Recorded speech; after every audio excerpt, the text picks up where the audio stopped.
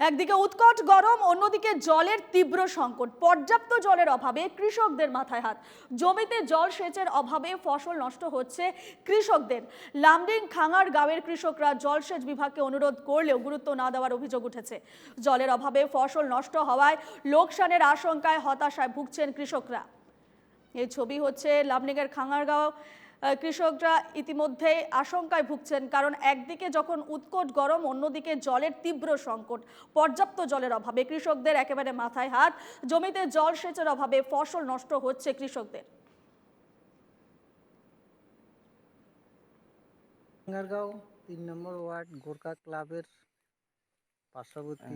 সমস্যা কি? সমস্যা দাদা, আমাদের একটু কয়েকদিন আগে বৃষ্টিতে এটা পুরো নষ্ট হয়ে গেছে খেতিটা। এখন খরানে মারছে, মানে বৃষ্টি হইতেছে না।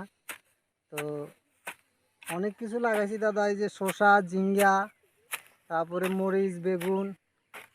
এখন হাজিরা রেট অনেক বেশি, আর সার দোকানে সার কিনতে গেলে অনেক দাম দাদা। তো এই জন্য আমরা যদি সরকার যদি কোনো যদি একটা কিছুর থেকে যদি আমাদেরকে একটু হেল্প করে, তাহলে আমরা একটু কিছু বাঁচি।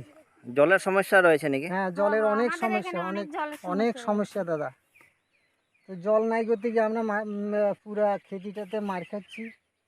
এই জন্য মানে সরকারের কাছে একটা আর কি, যে সরকার যদি কিছু একটু জলের যদি হেল্প করে বা কিছু একটা করে, তাহলে আমরা একটু খেতি একটু মানে উপযোগী হইতে পারি আর কি।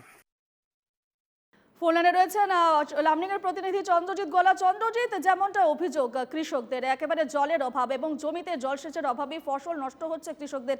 কতদিন ধরে তারা এই ধরনের সমস্যার মুখোমুখি হচ্ছে, কি জানাচ্ছে কৃষকরা?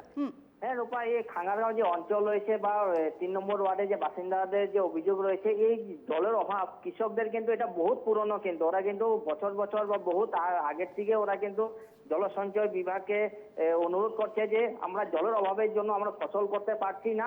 আর এই বছর যে উৎকৃষ্ট গরম, যে প্রত্যেক দিনেই যে প্রচন্ড রোদের তাপ, আর লগে লগে দেখা গেছে যে জলের অভাব, আর জলের অভাবের জন্য কিন্তু কৃষকদের কিন্তু ফসল কিন্তু নষ্ট হওয়ার কিন্তু ওরা কিন্তু সংকেত পেয়েছে। বা জলের অভাবের জন্য কিন্তু ওরা যে গাছপালা লাগিয়েছে, ঝিঙ্গা হোক, বেগুন হোক, অন্য শাকসবজি যেগুলি লাগিয়েছে ওগুলি নষ্ট হওয়ার কিন্তু ওদের মনে কিন্তু ভয় ঢুকেছে যে জলের অভাব। আর একদিকে দেখা গেছে যে রোদের তাপ, যে আমরা কি করব।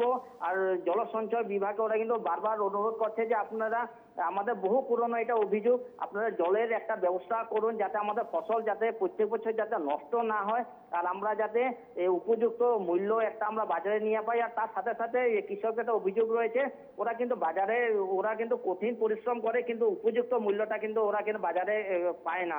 আর যোগান বিভাগকে ওরা কিন্তু বলেছে যে আপনারা মূল্যবৃদ্ধি যে রয়েছে, মূল্যবৃদ্ধিটা আপনারা কিন্তু নিয়ন্ত্রণ করেন। আপনারা সরকারি কর্মচারী হোক বা যেই হোক, বাজারে আসে আপনারা মূল্যবৃদ্ধিটা আপনারা নিয়ন্ত্রণ করেন। আর খাঙ্গার বস্তির অঞ্চলটাতে জলের অভাব, কারণ এটা উঁচু জায়গার, জলের ব্যবস্থা নাই।